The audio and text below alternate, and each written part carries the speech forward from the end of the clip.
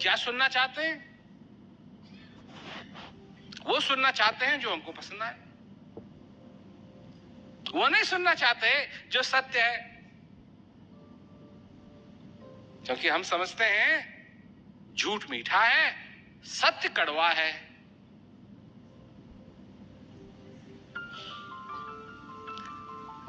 ऐसा है नहीं। बात यह है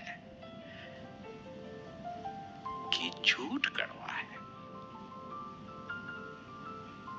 और सत्य मीठा है। और असली सत्य क्या है? असली सत्य ये नहीं है कि तुम 60 साल के हो, 70 साल के हो, 80 साल के हो, 25 साल के हो, 10 साल के हो, 5, ये सच नहीं है। सच ये है कि तुम हो, तुम जीवित हो। सत्य यह है कि तुम्हारे अंदर ये श्वास आ रहा है, जा रहा है, ये सत्य है। इससे बड़ा सत्य तुम्हारे लिए कुछ नहीं हो सकता। हो ही नहीं सकता। और जब तक आ रहा है, जब तक जा रहा है, तब तक है। और जब तक है,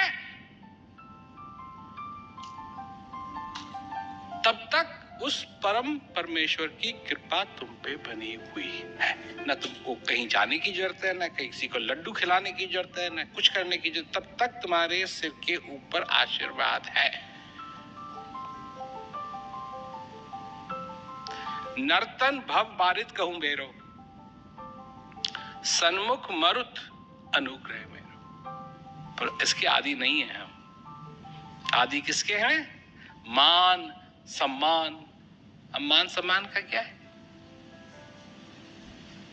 जिस दिन फूकेंगे, क्या मान सम्मान होगा?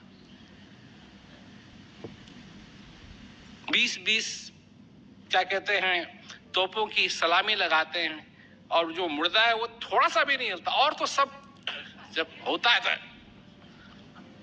तो वो आंख भी उसकी नहीं चल रही। क्या मान, क्या सम्मान?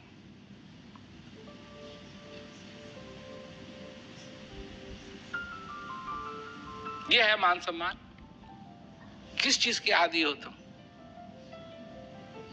असत्य के आदी हो गए हो तो बड़ी खतरनाक बात है।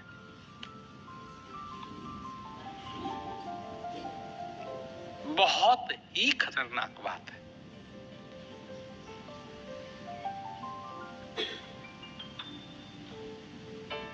अगर असत्य के आदी हो गए हो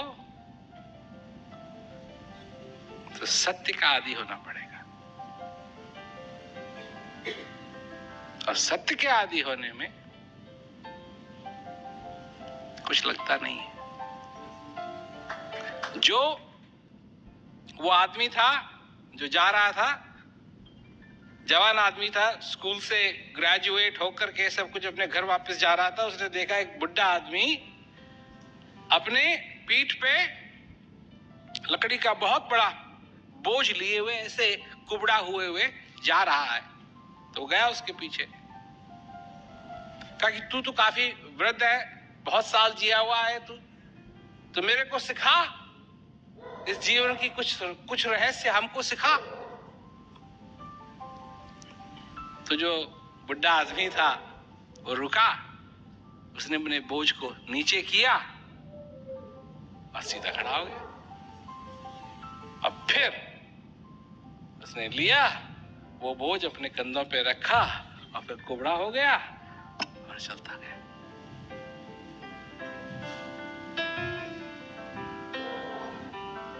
तुम्हारे दुख का कारण ये जिंदगी नहीं है।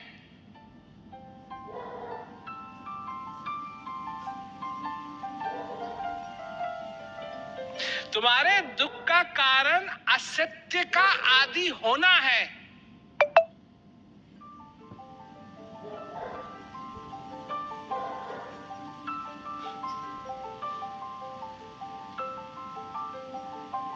और तुम्हारे जीवन में सबसे बड़ा खतरा